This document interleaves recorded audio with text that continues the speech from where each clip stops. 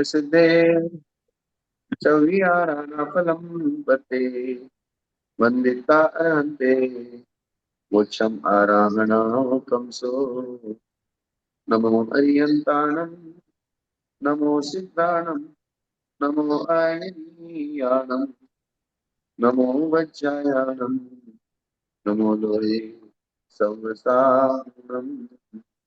जगदनंदन परम सिद्ध भगवान की जय। देवालय आदिनाथ भगवान की, एक शांतिनाथ भगवान की, प्रार्थना भगवान की, महावीर भगवान की, परम पूज्य आचार्य श्री शिव कोटि महाराज की, आचार्य श्री कुंटू सागर जी महाराज की, आचार्य श्री कनक नंदी जी महाराज की, जय आचार्य श्री पदम नंदी जी गुरुदेव की, जय दिनवाणी माता की, जय बजरंग की जय। जय। शाश्वती विराजमान आचार्य वो से वैराग्य नंदी जी गुरुदेव की जय। भगवान आपके श्री चरणों में हम सभी स्वाध्यायी त्रियोग शुद्धि पूर्वक नमोस्तु करते हुए आपसे विनती करते हैं कि हमारा मोक्ष मार्ग प्रशस्त हो, इसलिए हमें देशना दीजिए। नमोस्तु नमोस्तु नमोस्तु आचार्य। पेज नंबर 354, अंतिम पैराग्राफ। 354। 448 तक पूर्ण हुआ है।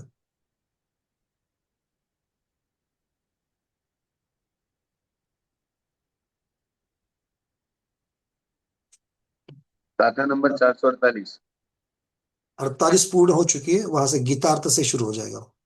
हम्म 449 नंबर की गाथा।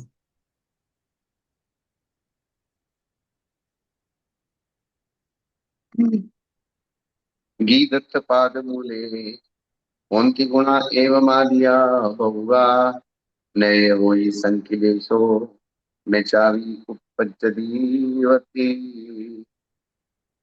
अब यह बता रहे हैं, अब तक यहाँ पर शरीर, आवाज ठीक आ रही है क्या? आज थोड़ी सी मतलब ऐसे दूर से आई जैसी लग रही है भगवान। आपकी आवाज भी ठीक नहीं आ रही मुझे। तो फिर नेटवर्क का ही गड़बड़ हो सकता है। बाकी लोगों को ठीक आ रही है क्या आचार्य भगवान की आवाज? चलिए ठीक है भगवान, शुरू कर देते हैं, जैसे हो जाएगा। देखिए इत्यादि कथा शरीर से वैराग्य उत्पन्न करने वाली, अर्थात उस छपक को यहाँ पर शरीर से वैराग्य उत्पन्न करने की एक चीजें बताई गई। अब अगली गाथा में बता रहे गीतार्थ, एक नई संज्ञा दी है बहुश्रुत आचार्य के लिए। गीतार्थ, जी। गीतार्थ का मतलब बहुश्रुत आचार्य ले लेना है। अर्थात जिसने समस्त अर्थों को जान लिया है, जी। जिसने समस्त अर्थों को जान लिया है। जान लिया है, वो गीतार्थ। अर्थात बहुश्रुत आचार्य के पाद मूल में रहने के गीदत्तो गुण खयगो इत्यादि 5 गाथा सूत्र में कहे गए बहुत गुण लाभ होते हैं। गीतार्थ आचार्य के पाद मूल में रहने के बहुत सारे गुण और लाभ होते हैं।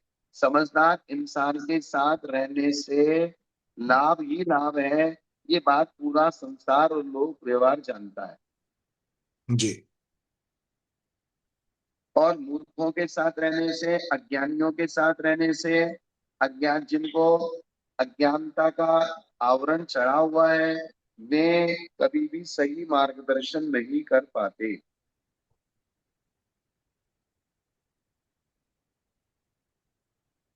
और उस छपक के परिणामों में संकलेश नहीं होता अगर वो गीतार्थ के पास है।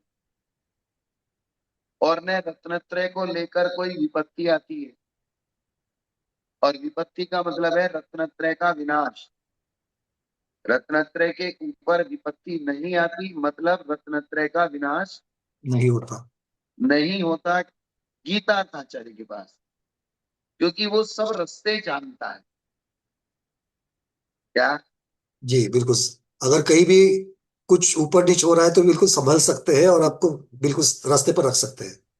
कभी कभी क्या होता है, मैंने आपको पहले भी बताया था कि बहुत सारी चीजें ऐसी होती हैं कि जो छपक नहीं जानता है। और वो अपने सिस्टम में अड़ा हुआ है कि नहीं मैं ऐसा नहीं करूंगा, क्योंकि उसके दिमाग में आगम का अर्थ उसी प्रकार से बैठा हुआ है जी और इसलिए वो उस बात को मानता नहीं।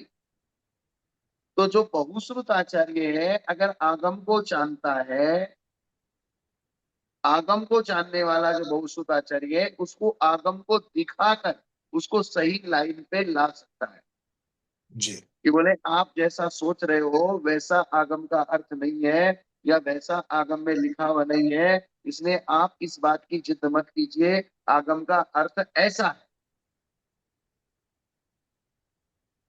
तो जिस बात पे वो अड़ा हुआ था हो सकता था उस बात से उसका ज्यादा नुकसान हो जाता, तो उस नुकसान से उसको बचा लिया जाता। जी जी। इसलिए यह लिखा है कि रत्नत्रय के विनाश से बच जाता है। क्या होता है? रत्नत्रय की विनाश से बच जाता है। एक चीज है जैसे जो पहली पहली बार बंबई में गया, पूना में गया, तो पूना और बंबई और बेंगलोर आदि जो बड़ी बड़ी सिटियां हैं उसमें बहुत लंबे चौड़े अलग अलग तरीके के रास्ते हैं।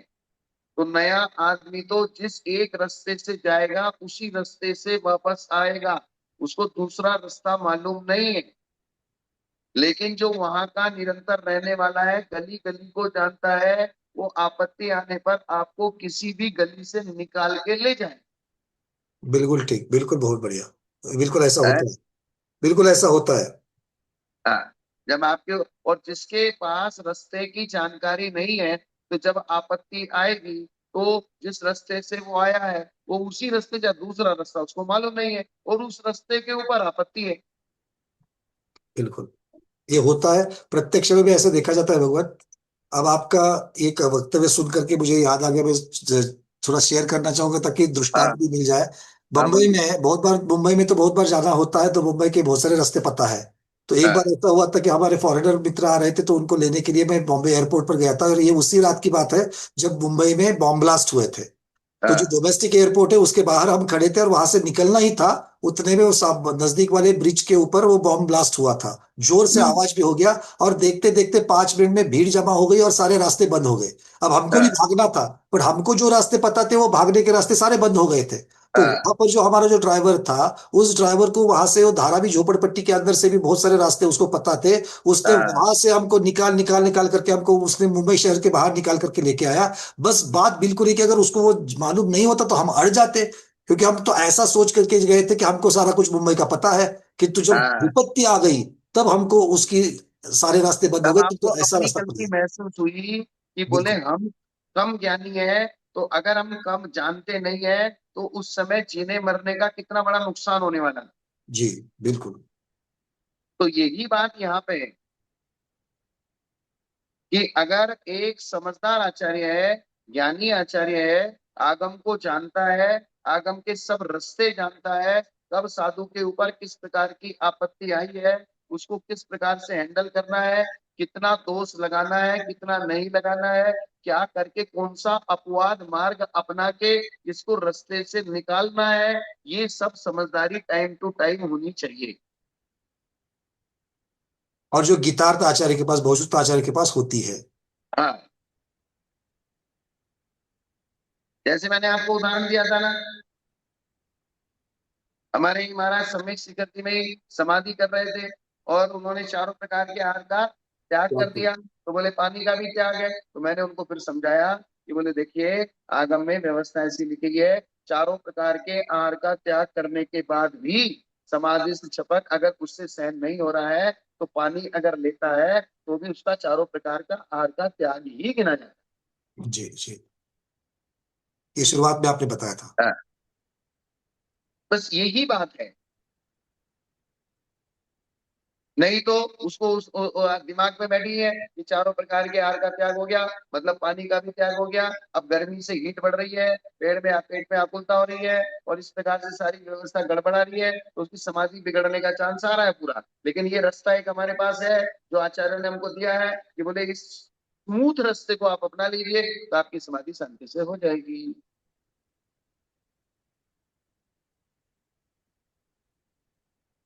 समझ में आ गया ना सब लोगों को? जी। तो इस स्वाध्याय हो इसका अधोरेखित करके देना कि ऐसे निर्यापक आचार्य हमें चाहिए जो बहुश्रुत है, जो गीतार्थ है। और आज हाँ एक नया शब्द हमको मिल गया, गीतार्थ शब्द है। हाँ,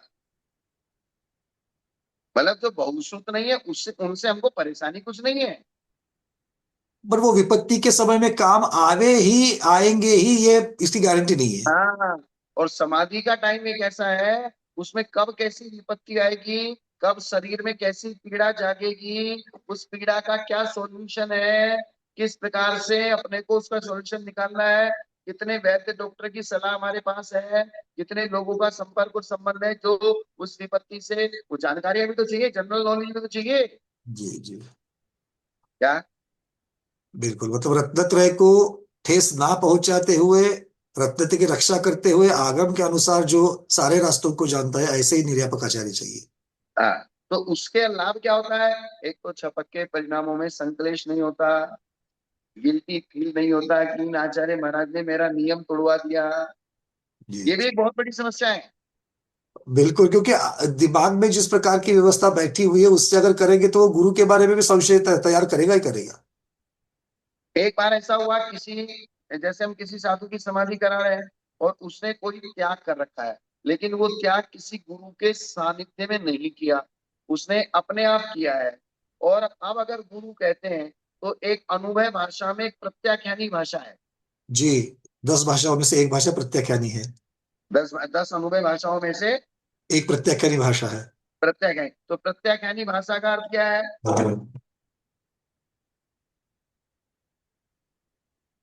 किसी को याद आ रहा है क्या? पूर्णिमा दीदी। देखिए किसको याद आ रहा है, पंकज जी ने पढ़ाया तो होगा जरूर। त्याग, पढ़ाई तो त्याग करना, त्याग, त्याग, प्रत्याख्यान, त्याग करना। प्रत्याख्यान का मतलब तो त्याग होता है, प्रत्याख्यानी लेकिन भाषा। प्रत्याख्यानी भाषा, यानी कि मैं इस प्रकार का त्याग करता हूँ। आपको आमंत्रणीय आदि जो भाषाएं बताई थी ना, उसमें 10 प्रकार की भाषा हाँ, है। 10 प्रकार की अनुभव भाषा। यानी इस प्रकार का मैं त्याग करना चाहता हूँ, ऐसा। और कोई बताएगा? और कोई है? भगवान आप ही बता दीजिए। हाँ, मैं बताता हूँ कि प्रत्याख्यानी भाषा का मतलब ये है कि जैसे पंकज जी, आपके मन में ये आया और आप अपने मन से ही आपने उस चीज का त्याग कर दिया, आपके मन में आया कि बोले मेरे केले का त्याग, जी। आपने किसी बिना गुरु के सानिध्य के ये त्याग कर लिया। किया। और बाद में आपने जिसको गुरु बनाया उसको जाकर निवेदन किया कि मैंने 15 दिन पहले केले का त्याग किया था, तो गुरु आपके उस त्याग को सुनेंगे। और चूंकि गुरु आप, क्योंकि आप उनके शिष्य हैं और वे आपके पूरे व्यवहार को, आचरण को और व्यवस्था को और आपके बॉडी लैंग्वेज को समझते हैं, इसलिए वे अगर उचित समझेंगे तो आपका त्याग रहने देंगे, अगर उचित नहीं समझेंगे तो आपके त्याग का त्याग करा देंगे। त्याग का भी त्याग करा देंगे। मतलब अभी तक जो आपने त्याग किया था उस पे गुरु का ठप्पा नहीं लगा। तो जब तक गुरु नहीं मिले तब तक तो वो आपका त्याग रहा, जब गुरु मिल गए उन्होंने मना कर दिया कि आपके योग्य ये त्याग नहीं है, इसलिए आप ये त्याग मत कीजिए, यह बाद में जाके आपको दिक्कत करेगा। जी। तो इसलिए ये अनुभव भाषा हुई। क्या हुई? अनुभव भाषा। अनुभव भाषा, अर्थात आपका त्याग झूठा भी नहीं था और आपका त्याग सच्चा भी नहीं हुआ,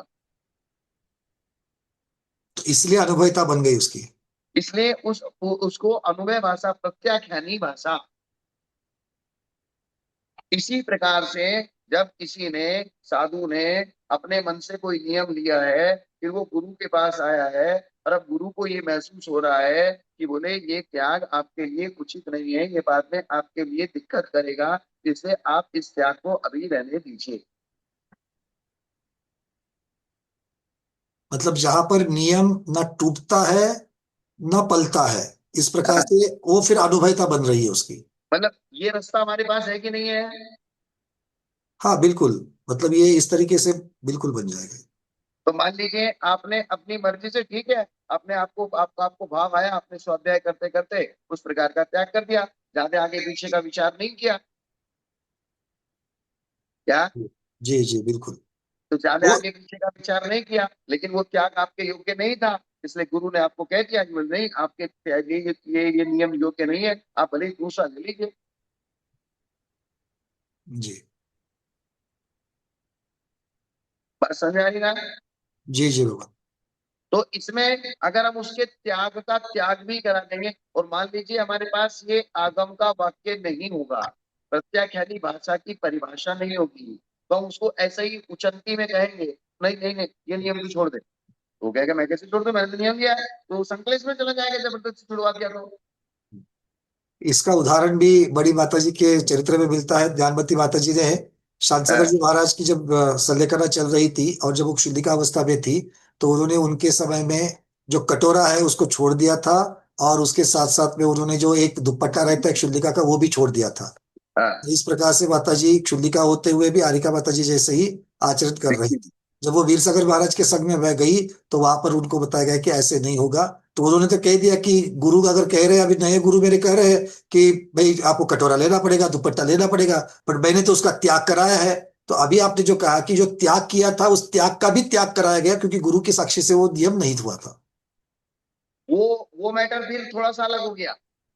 पर गुरु के साक्षी से नहीं कर दिया तो फिर गुरु ने नहीं नहीं बता नहीं दिया नहीं तो नहीं लेना नहीं नहीं पड़ेगा। नहीं नहीं।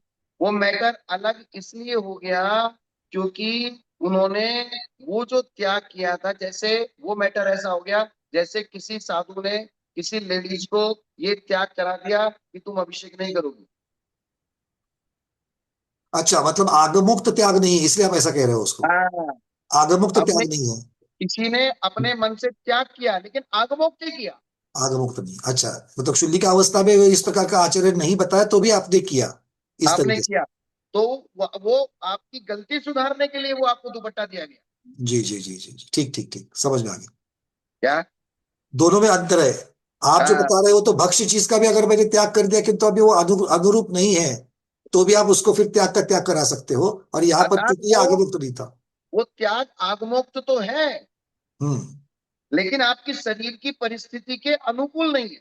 हाँ जी, ये आपने जो दृष्टांत दिया था केले का, उस पे ये बात घटित होती है। हाँ, तो प्रत्याख्यानी भाषा में जो नियम होता है वो आगमोक्त तो है, जी।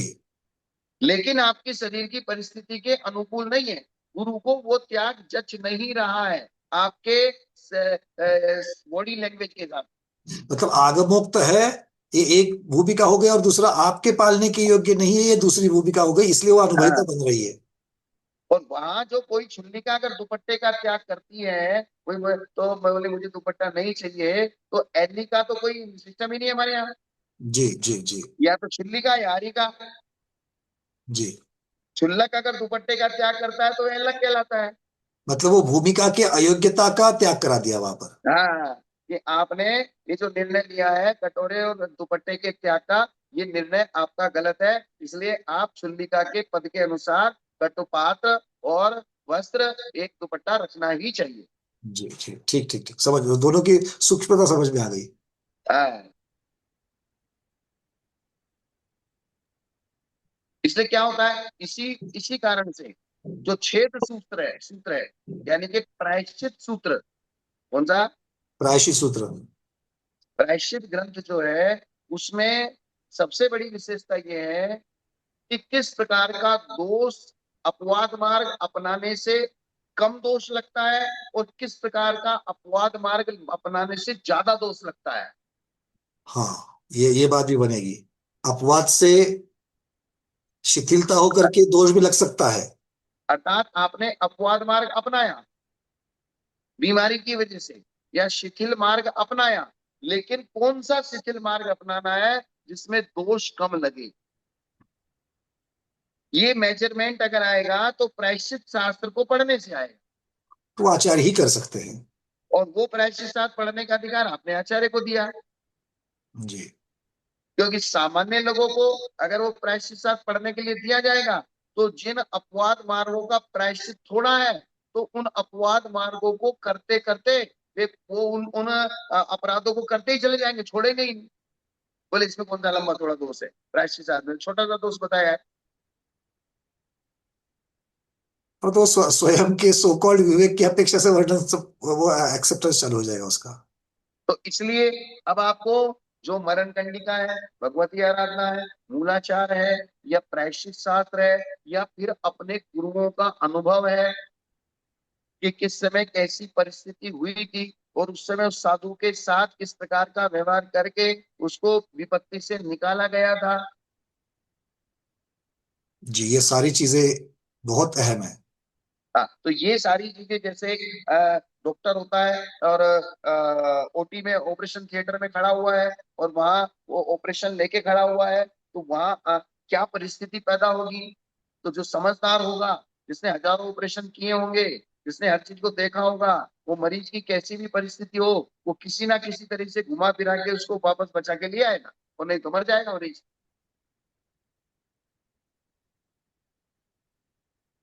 कम अनुभवी, कम जानकारी वाला डॉक्टर होगा, वहां तो जीवन मरण मरण का प्रश्न है, इसलिए वहां सादे आदमी को खड़ा नहीं किया जा सकता।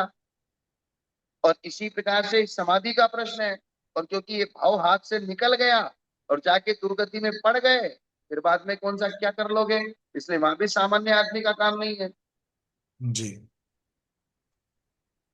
क्योंकि पर्याय एक ही बार मिलेगी, एक ही बार मिली है और हाथ से निकल गई। तो जैसे आदमी की सांस छूट गई, हाथ से निकल गया, निकल गया तो निकल गया, अब डॉक्टर क्या करेगा।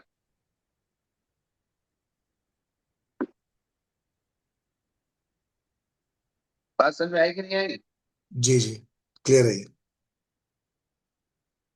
अर्थात जो गीताचार्य है, उसके पाद मूल में रहने से बहुत सारे गुण भी होते हैं, लाभ भी होते हैं, चपक के परिणामों में संक्लेश नहीं होता, और न रत्नत्रय को लेकर कोई विपत्ति आती है, और अगर आती भी है तो उसको गीताचार्य धीरे से सरका देता है, उसके रत्नत्रय का विनाश होने नहीं देता। अतः आधारवान आचार्य का आधार लेना चाहिए। पहले आचारवान बताया था, दूसरा आधारवान। जी, क्या बताया था। आचारवान और फिर आधारवान। हाँ, तो अब गीतार्थ का मतलब रूबी जी बताया था ना, गीतार्थ का मतलब क्या है। बहुश्रुत गीतार्थ का मतलब आचार्य। बहुश्रुत। बहुश्रुत आचार्य। तो आधार कौन दे सकता है, जैसे लोक व्यवहार में कहते हैं डॉक्टर, ऐसा कौन सा डॉक्टर है जो हमारे मरीज को बचा पाएगा, वही तो आधारवान कहलाएगा। जी। इस प्रकार आधारवत गुण का कथन हुआ। अब व्यवहारवान होना चाहिए। आचार्य कैसा होना चाहिए। व्यवहारवान। व्यवहार। हमारा मूल सब्जेक्ट क्या चल रहा है पंकज जी, आप ध्यान दे परगणचर्या। रहे हैं। यहाँ पर परगणचर्या चल रही है। परगणचर्या। तो परगणचर्या के अंतर्गत आचार्य के जो 10 चीज बताई थी ना, जी, शुरुआत में। आचारवान, आधारवान, व्यवहारवान, अर्थात वो आचार्य जिस आचार्य की संगति में रह के हमको समाधि करनी है, वो कैसा होना चाहिए। जी। पंचमी अम्बवहरम, जो जानी तच्चतो सवित्थारम, बहुसोय दित्य कहे, पट्टमणो व्यवहारम होई, आगम सुद आना, धारणाए जीवो ये हुंति व्यवहारा, ए दिशिम सवित्थारा, परुगुणा सुप्त निदिष्टा। जो 5 प्रकार के व्यवहार, व्यवहार का मतलब ही है प्रायश्चित, या व्यवहार शब्द का अर्थ क्या है। थोड़ा सा स्वाध्याय हो, थोड़ा सा ठीक से बैठ करके देखो। एक एक वही एक एक शब्द है। पहले हमको आचार्य लोगों ने बताया था अक्षर कम है, शब्द कम है, अर्थ ज्यादा है। अभी कार्तिक आदि परीक्षा में व्यवहार की चर्चा किस प्रकार से चल रही थी, और यहाँ पर व्यवहार शब्द प्रायश्चित के अर्थ में आ गया है। हाँ। तो इन सबको ग्रहण करने की तैयारी हम लोगों की होनी चाहिए। नहीं तो खाली मदर लैंग्वेज से चलते रहेंगे तो कैसे काम चलेगा। होगा ही नहीं समझ में। ये मतलब ये व्यवहार का अर्थ प्रायश्चित ऐसे पहले कभी सुना है क्या? नहीं। तो आज तो पता चल रहा है। इसलिए तो कहा है, आचार्य व्यवहार का ज्ञाता हो। तो व्यवहार का ज्ञाता का मतलब प्रायश्चित शास्त्र का ज्ञाता हो, जो 5 प्रकार के व्यवहार अर्थात प्रायश्चित को तत्व रूप से विस्तार के साथ जानता है, और फिर जिसने अनेक आचार्यों को प्रायश्चित देते हुए देखा है। डॉक्टर कब बनता है, ऑपरेशन, पहले बड़े बड़े डॉक्टर ऑपरेशन करते हैं और छोटा डॉक्टर वहां खड़ा रहता है, सिर्फ देखता है। क्या करता है? देखता है और उसको सिर्फ औजार उठा उठा के देता है। इंटर्नशिप होती है, इंटर्नशिप के बाद में जाकर के ट्रेनिंग बनते हैं, ट्रेनिंग के बाद में फिर जाकर के आगे की बातें बनती है। फिर और स्वयं भी दूसरों को प्रायश्चित दिया है। अनेक आचार्यों का प्रायश्चित देना देखा है। अर्थात अनेक आचार्य किस किस अपराध के किस किस प्रकार से कैसे कैसे प्रायश्चित देते हैं, तो ये प्रायश्चित देते हुए उसने देखा है। तो उसको पास में कौन बिठाएगा? अगर उसके अंदर समर्पण होगा, श्रद्धा होगा, योग्यता होगी, नाना प्रकार के गुण होंगे, तो आचार्य प्रायश्चित देते हुए उसको अपने पास बिठाएंगे। तभी तो उसको देखने को मिलेगा। तभी ऐसे हर किसी को थोड़े बिठा लेंगे। बात सही है। वो पोजीशन अर्न करनी पड़ेगी हाँ, आपकी भाषा में। जैसे बाप होता है बेटे को अपनी दुकान पे अपनी बराबर में बिठा के बोले, देखता जा, देखिए ग्राहक आएगा, मैं इससे कैसे बात करूंगा, और तुझे समझना है कि ग्राहकों से कैसे बात की जाती है, किस आदमी से कैसे बात करनी है। सुबह शाम तक अलग अलग 10-5 प्रकार के आदमियों से वो बात करेगा पिताजी, और बच्चा बिल्कुल बराबर में ध्यान से सिर्फ देखता रहेगा। तब वो जाके सीखता है कि व्यापारी से कैसे बात की जाती है, ग्राहक से कैसे बात की जाती है, माल की खरीद कैसे की जाती है, माल को बेचा कैसे जाता है, बेचने की भाषा क्या है और खरीदने की भाषा क्या है, कोड वर्ड क्या है। कपड़े वाले कपड़े पे सिर्फ नंबर लिख के रखते हैं। क्या करते हैं? कोड वर्ड लिखे रहते हैं। नंबर लिख के रखते हैं। तो वो किसी ग्राहक को समझ में नहीं आते, वो नंबर देख के बताते इसका रेट ये है। यही करते हो ना? है? हाँ। तो पहले तो नंबर लिखते थे ना।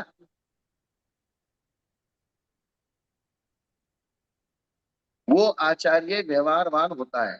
गाथा के पूर्वार्ध से आचार्य का प्रायश्चित का ज्ञाता होना दर्शाया है, तथा प्रायश्चित कर्म का दर्शन और प्रायश्चित कर्म का अभ्यास होना था। प्रायश्चित शास्त्र का ज्ञाता, फिर प्रायश्चित देते हुए देखना, फिर खुद प्रायश्चित देने का अभ्यास होना। ये 3 स्टेप है ना। पहले जी डॉक्टर की पढ़ाई पढ़ना, फिर डॉक्टर कर्म जो कर रहे हैं उनको करते हुए देखना, फिर अपने आप करना, जी, तीनों स्टेजेस आ गई। तथा प्रायश्चित कर्म का दर्शन और प्रायश्चित कर्म का अभ्यास। जो प्रायश्चित शास्त्र का ज्ञाता नहीं होता, वह अपनी इच्छा अनुसार कुछ भी प्रायश्चित देता है।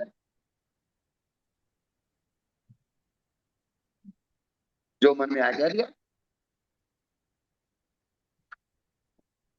किंतु उससे दूसरे के दोष की विशुद्धि नहीं होती। अब जैसे मेन डॉक्टर मेन वैद्य जी तो चले गए गांव को, और दुकान पे बेटे को बैठा गए। अब कोई ग्राहक आया, उसने कुछ भी उठा के दे दिया, तो ये तो रिस्क का काम है। प्रायश्चित शास्त्र का ज्ञाता होते हुए भी यदि उसने अन्य आचार्य को प्रायश्चित देते हुए नहीं देखा हो, तो प्रायश्चित देते समय उसको समझ में नहीं आता क्या करूं, खेद खिन्न होता है। भगवान, यहाँ दवाई पर तो मैं जानता है। थोड़ा स्वाध्याय को भी आगा सावधान करना चाहूंगा। ये होता है बहुत बार, क्योंकि अपनी अपनी पोजीशन में जब कोई अपने मंडल में, अपने गांव में जो मंदिर जी होते हैं उसमें थोड़ा सा स्वाध्याय कराते हैं, या फिर मंदिर जी में थोड़ा सा आगे बढ़ करके पूजा आदि कराते हैं, बहुत बार लोगों को धर्म की बातें बताते हैं, तो ऑटोमेटिकली समाज में उनकी एक इस प्रकार की इमेज बनती है कि लोग उनको पूछना चालू करते हैं। और जब लोग पूछना चालू करते हैं, तो एक अपने आप उस व्यक्ति के अंदर कुछ चीजें जो है वो अपने आप हमको पता नहीं चलते हुए डेवलप हो जाती है। और उसमें हाँ, से सबसे पहली बात ये है, जो दूसरा अगर कोई बोलते हैं भैया प्रायश्चित चाहिए, ये हमसे ये गलती हो गई, क्या करना चाहिए। अब वहां पर तो कभी तो वो बोलता है कि ठीक है महाराज जी से ले लो, माता जी से ले लो। अगर वो सामने वाला जब फोर्स करता है, अच्छा कोई बात नहीं, चलो ठीक इतना हो गया ना, 3 माला कर दो, ऐसी चीज ऐसा। होती कि नहीं होती है। अपने आप को एक प्रामाणिकता से पूछ लेना इस चीज को, या फिर घर में भी होती है। तो ये बहुत महत्वपूर्ण बात यहाँ पर अभी आ गई है, और आचार्य भगवत हमको समझा रहे हैं। उन्होंने देखा कि ऐसा करने से अपनी इच्छा अनुसार कुछ भी प्रायश्चित दिया तो दूसरे के दोषों की विशुद्धि नहीं होती है, तो उसका दोष किसको जाएगा। तो प्रायश्चित शास्त्र का ज्ञाता होते हुए भी यदि उसने अन्य आचार्य को प्रायश्चित देते हुए नहीं देखा है, तो प्रायश्चित देते समय खेद खिन्न होता है। जैसे कोई व्यक्ति सारे विधि विधान को जानता है, सकलीकरण कैसे करना, संध्या वंदन कैसे, सब किताब पढ़ रखी है, लेकिन स्टेज पे जाके माइक जब पकड़ता है ना, तब कुछ भी याद नहीं रहता। फिर उसको ये बिल्कुल समझ में आ रहा है इसको प्रयोग कैसे करूं। जी। तो प्रयोग करने के लिए प्रयोग जिसने किया है उसको देखना पड़ेगा। क्या करना पड़ेगा?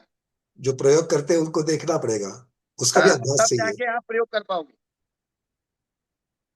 इसलिए प्रायश्चित शास्त्र का ज्ञान, प्रायश्चित कर्म का देखना और प्रायश्चित देने का अभ्यास, ये तीन गुण जिसमें होते हैं उस आचार्य को व्यवहारवान कहते हैं।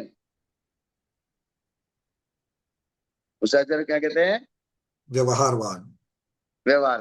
व्यवहार का मतलब यहाँ ये नहीं लिया कि जो है लोगों के व्यवहार को जानता है, समझता है, वो भी है, लेकिन वो सेकंड चैप्टर है। अर्थात आचार्य लोक व्यवहार का भी ज्ञाता होना चाहिए। इसका क्या था? लोक व्यवहार का ज्ञाता। लोक व्यवहार में यहाँ का राजा कैसा है, यहाँ की समाज कैसी है, यहाँ का मुखिया कैसा है, अध्यक्ष मंत्री कैसा है, अध्यक्ष मंत्री अपने मत का है कि पर मत का है, अपने को मानता है कि नहीं मानता है, ये सब समझना पड़ेगा ना। किस नेचर का है, साधुओं की भक्ति करता है या नहीं करता है। जब तो कंपनाचार्य ने अपने साधुओं को आदेश दिया था कि यहाँ का राजा तो ठीक है लेकिन मंत्री खराब है। जी। क्या? ये तो राजा तो बढ़िया है लेकिन मंत्री खराब है, ये तो व्यवहार से जान लिया उन्होंने। व्यवहार से जान लिया, तो जो बोले उनके साथ बातचीत करने का नहीं। और आज की स्थिति है कि जिस समाज में हम जा रहे हैं वहां का अध्यक्ष कैसा है और मंत्री कैसा है, क्योंकि समाज को वही दोनों मेन चलाते हैं। जी। तो अध्यक्ष तो बोले बढ़िया है लेकिन मंत्री खराब है, मंत्री बढ़िया है लेकिन अध्यक्ष खराब है। तो उस समाज में जाके आप अगर अपने संघ को लेके जाओगे तो आपको नाना प्रकार की समस्याओं का सामना करना पड़ेगा।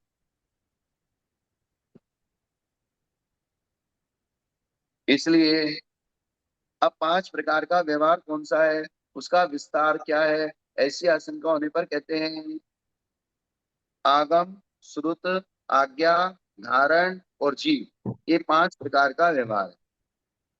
व्यवहार कितने प्रकार का है? 5 प्रकार का। इन आगम आदि का विस्तार से कथन प्राचीन सूत्रों में कहा है। प्रायश्चित सब जनों के आगे नहीं कहा जाता। जैसे हम यहाँ भगवती आराधना लेके शास्त्र पढ़ रहे हैं, इस प्रकार से हम आपको प्रायश्चित शास्त्र नहीं पढ़ा सकते। जी।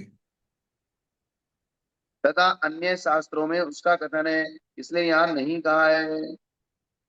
कहा है समस्त श्रद्धालु पुरुषों को जिनागम सुनना चाहिए, किंतु छेद शास्त्र अर्थात प्रायश्चित शास्त्र का अर्थ सबको नहीं सुनना चाहिए और ना आचार्य को सुनाना चाहिए। छेद शास्त्र मतलब प्रायश्चित शास्त्र ले रहे हैं। प्रायश्चित शास्त्र, छेद शास्त्र का मतलब क्या है? प्रायश्चित शास्त्र प्रायश्चित शास्त्र को सुनना सुनाना नहीं चाहिए। तो आचार्य अगर सुनाता है तो वो दोषी है, और कोई सामान्य लोग सुनते हैं, अब सुनने वाले तो सुन लेंगे। अगर हम सुनाना चालू करेंगे, हर किसी को सुनने की इच्छा है, जब किसी चीज का निषेध कर दिया जाता है तो फिर ज्यादा आकर्षण हो जाता है। जी बिल्कुल। किसी चीज का निषेध कर दे तो सबसे पहले उसी को सुनना और पढ़ने की इच्छा और होती है। एक अंदर से एक आकुलता व्याकुलता ये हो जाएगी, जैसे मान लीजिए भूल से कहीं मंदिर में कोई किताब लिखी हुई कि मिल गई और उसमें लिखा है प्रायश्चित शास्त्र, तो आपको कोई एकदम से ऐसा लगेगा महाराज देखा तो सबको नहीं सुनना चाहिए, तो देखे तो सही इसमें क्या है। कौतूहल से। कौतूहल से उसको जानने की कोशिश करेगा। जैसे शादी का मंडप हो रहा था, एक तरफ गंदगी ज्यादा थी तो पर्दा लगा दिया और पर्दे पे लिख दिया कृपया इसके पीछे कोई ना देखे। अब वहां तो सब इसलिए लिखा था भाई पीछे गंदगी है। अब जो भी आए सबसे पहले उस पर्दे को उठा के देखे।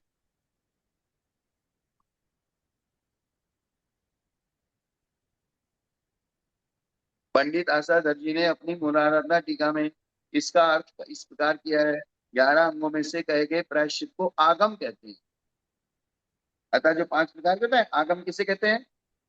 11 प्रायश्चित अंगों में शास्त्र को ही प्रायश्चित। आगम कहा है।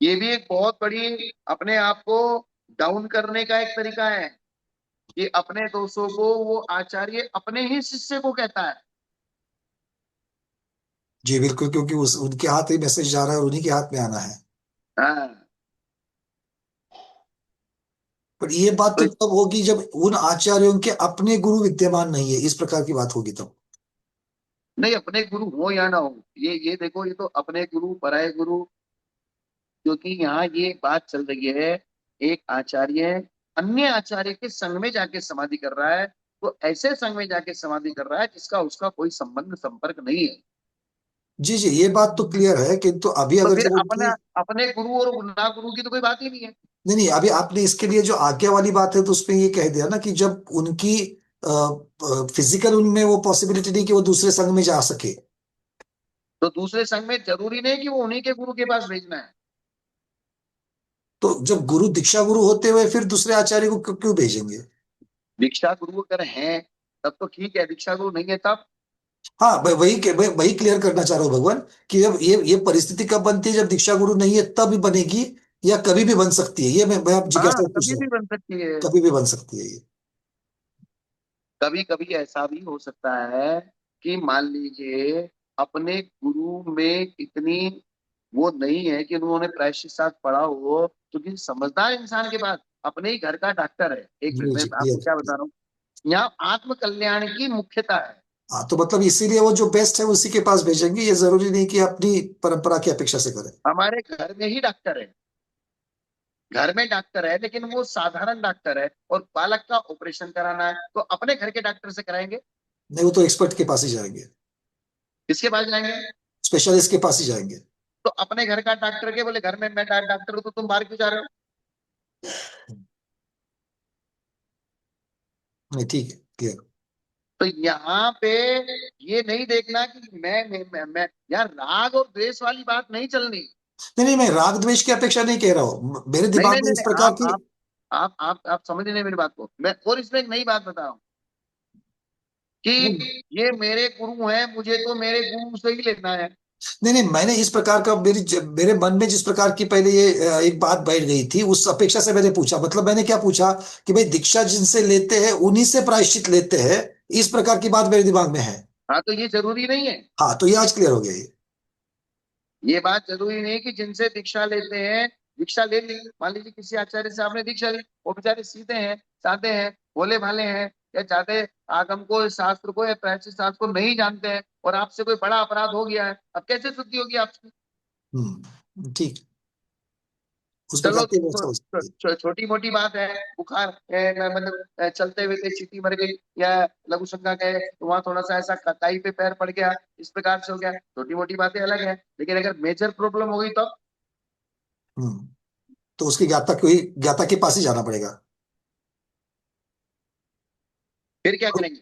और वो ज्ञाता के लक्षण उन्होंने पहले दे दिए कि प्रायश्चित हाँ, शास्त्र को जिन्होंने देखा है, अभ्यास है, ये सारी चीजें उन्होंने पहले बोलते हैं। उन्होंने बताया ना, प्रायश्चित शास्त्र को पढ़ा है, प्रायश्चित शास्त्र को देते हुए देखा है और उसका अभ्यास किया है। जी, क्लियर। जैसे हम अपने घर में लोक व्यवहार में अपने परिवार के साथ बेस्ट चॉइस करते हैं, क्या कहते हैं? हाँ, बेस्ट की चॉइस करते हैं, बिल्कुल। तो बेस्ट की चॉइस का मतलब ये नहीं है कि हमारे घर में भी अगर कोई है तो हम उसका अपमान या अनादर कर रहे हैं। हाँ, नहीं, अपमान अनादर की बात ही नहीं है यहाँ पर, जो बेस्ट तो है उनको उनको चूज लेकिन कर रहे हैं। यहाँ ऐसा होता है कि जिससे हमें प्रेम है, जिससे हमें विशेष लगाव है, हम तो उसी से लेंगे। हम्म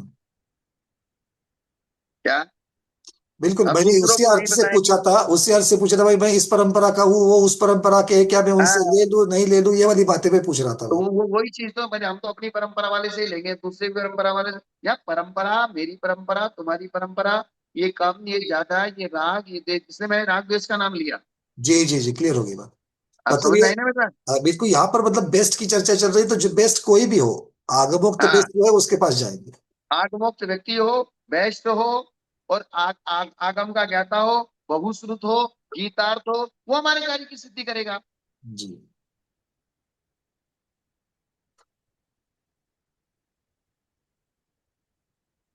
न तो परंपराएं हमारे कार्य की सिद्धि करेंगी, न राग द्वेष हमारे कार्य की सिद्धि करेगा।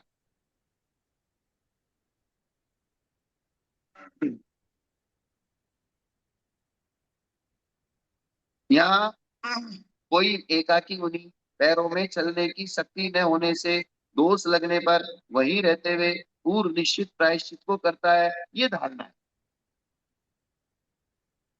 अब वो तो आचार्य की बात हो गई आज्ञा में। हम्म। आज्ञा में किसकी बात हो गई? आचार्य की। कि आचार्य जाने में असमर्थ है तो अपने ज्येष्ठ शिष्य को कह के भेजता है और फिर प्रायश्चित मंगाता है। अब मुनि आया तो मुनि जाने में असमर्थ है और कोई उसके पास आचार्य भी नहीं है,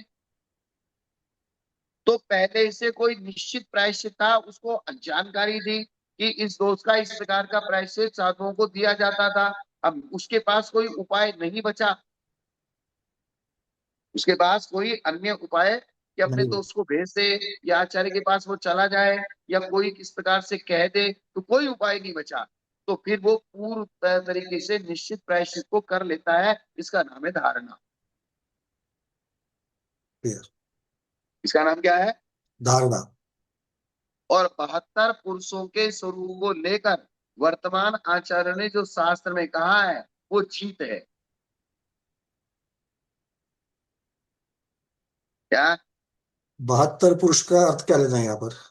72 पुरुष का मतलब इस प्रकार से एक आचार्य, दूसरा आचार्य, तीसरा आचार्य, चौथा आचार्य, पांचवा, ऐसे 72 आचार्य तक उसी प्रकार का परंपरा आचरण की चली आ रही है, तो वो प्रमाणित मानिए। अच्छा।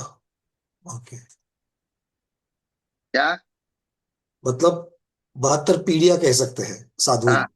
72 पुरुषों के स्वरूप को लेकर, अर्थात 72 पुरुषों ने, पूर्व पुरुषों ने जो आचरण किया है, तो वर्तमान आचार्य ने उसके अनुसार जो शास्त्र में कहा है वो जीत है। ठीक है। और 72 से शब्द से। श्वेतांबरीय, ये तो ये 5 हो गए ना। जी। तो 72 का अर्थ यहाँ पर पूर्वाचार्य लेना है बेसिकली। हाँ, ऊपर जो आगम, श्रुत, आज्ञा, धारण और जीव, जीव नहीं है वो जीत है। हाँ वही, वहां पर वो शब्द को बदलना पड़ेगा। वो जीव शब्द नहीं है, वो क्या है? जीव होना चाहिए, जीत नहीं है वो। नहीं, जीत शब्द है, जीत। जीत तो होना चाहिए क्योंकि ऊपर जीव दिया है। हाँ, तो वो जीव को ठीक करके जीत करना पड़ेगा। हाँ तो फिर मूल संस्कृत में भी बदलना पड़ेगा, क्योंकि मैंने जाकर के संस्कृत में भी देखा पहले कि वहां पर उन्होंने संस्कृत में भी उन्होंने हाँ, आगम शुद्ध आला धारणा ये जीवो, वहां पर वो जीवो लिया है। हाँ, ऊपर ऊपर जीव ही किया है इन्होंने। अब मूल। जीव या तो जीव कहो चाहे जीत कहो। बट मूल में भी भगवान प्राकृत में जीव ही है। हाँ, प्राकृत में भी जीव है, संस्कृत में भी जीव है, लेकिन दूसरी जगह इसका नाम जीत भी आता है। अच्छा, जीव या जीत दोनों शब्द होने चाहिए। हाँ, दोनों से। ठीक। अब श्वेतांबरीय आगमों में भी व्यवहार के यही 5 भेद किए, जो हमारे यहाँ किए हैं वही श्वेतांबर समाज में किए। आगम व्यवहारी 6 हैं।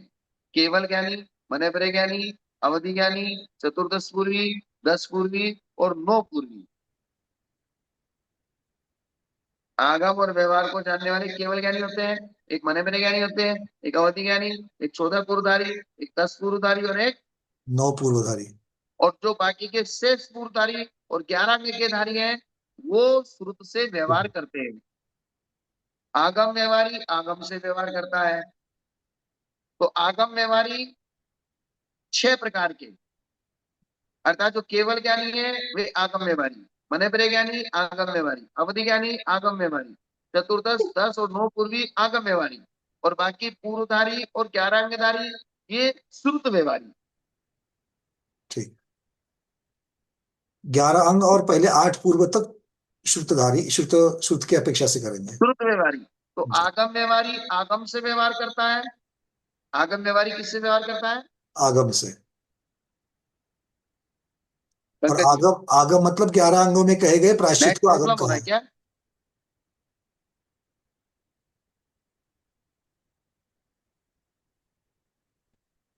नेट का प्रॉब्लम है क्या? नहीं नहीं, आवाज तो आ रही है भगवान। अरे ठीक है। आ रही है। तो आगम व्यवहारी आगम से व्यवहार करता है, अन्य से नहीं करता।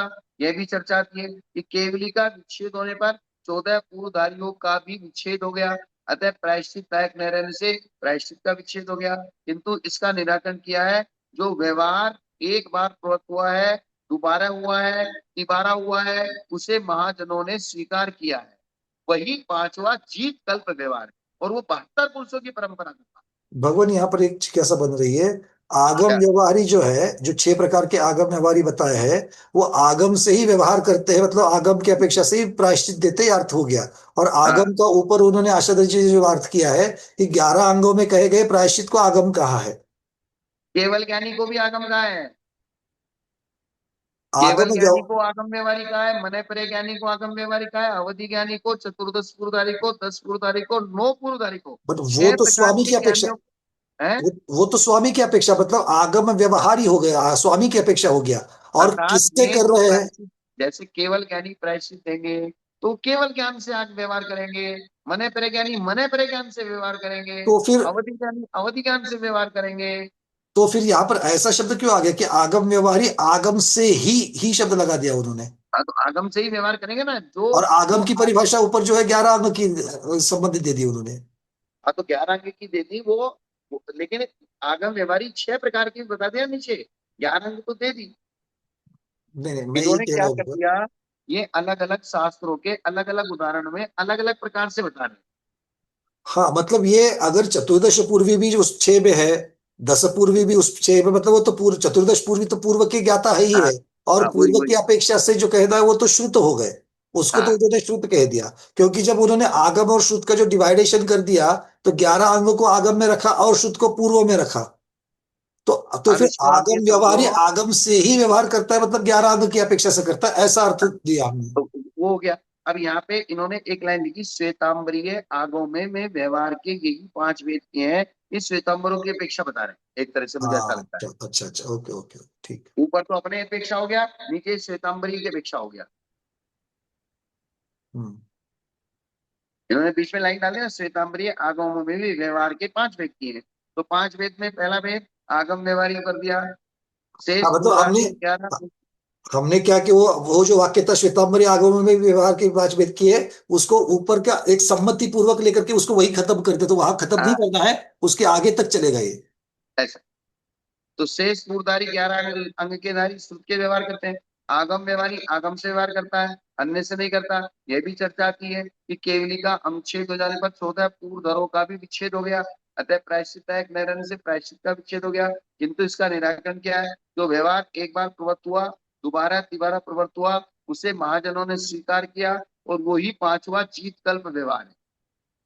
अर्थात जो परंपरा से चला है, भले ही वो केवल ज्ञानी का विच्छेद हो गया, लेकिन उन्होंने जो कहा वो दूसरे पुरुष के पास है, उसने जो कहा वो तीसरे पुरुष के पास है, उसने जो कहा वो चौथे, परंपरा से चला रहा है। और जो परंपरा से चला रहा है उसको इन्होंने जीत कहा है। जी जी, 5वां जो भेद है वो। जीत अर्थात अवश्य ही कल्प आचार जीत कल्प है। द्रव्य क्षेत्र काल भाव सैनन आदि की हानि को लक्ष्य में रखकर किया गया प्रायश्चित जीत कहलाता है। ये एक जीत की और परिभाषा बता दी। जी, भाई जी, प्रायश्चित इस प्रकार से दिया जाना चाहिए जो द्रव्य क्षेत्र काल भाव को लक्ष्य में रखकर दिया गया हो। मतलब पंचम काल की अपेक्षा से भी प्रायश्चित जब देते तो वो जीत में आएगा। हाँ, वह व्यवहारवान आचार्य दूसरे के आलोचित दोष का प्रायश्चित कैसे देता है, ऐसी आशंका के जन्म पर 2 गाथाओं से प्रायश्चित देने के क्रम का निरूपण करते हैं। इसका प्रायश्चित के क्रम का। हाँ, बस इतना ही रहने दे, 4:30 बज के। जी जी, ठीक है। समझ में आया ना कुछ? हाँ, बहुत कुछ, बहुत महत्वपूर्ण विषय है प्रायश्चित वाला है ये। हाँ, चलिए, आज के स्वाध्याय को गुरुओं के श्री चरणों में बारंबार नमोस्तु वंदनामि इच्छाकार करते हुए यही पर समापन करते हैं। जैनम जयतु शासनम, जैनम जयतु शासनम, जैनम जयतु शासनम।